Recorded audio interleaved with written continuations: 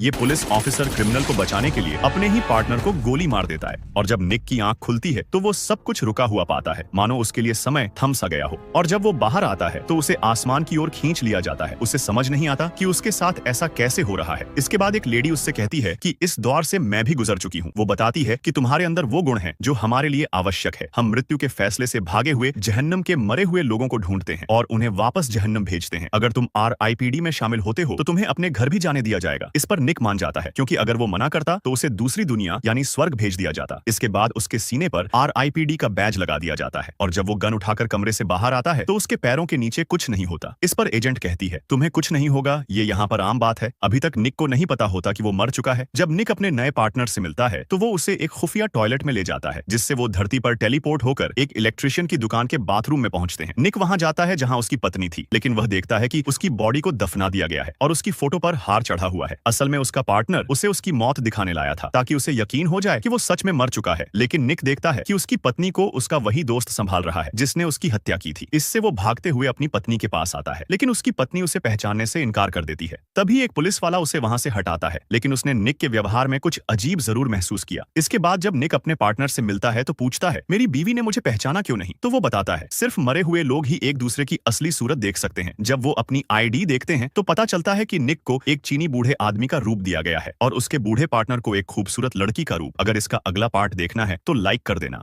नहीं तो जाकर मूवी देखो। मूवी जियो हॉटस्टार पर हिंदी में अवेलेबल है।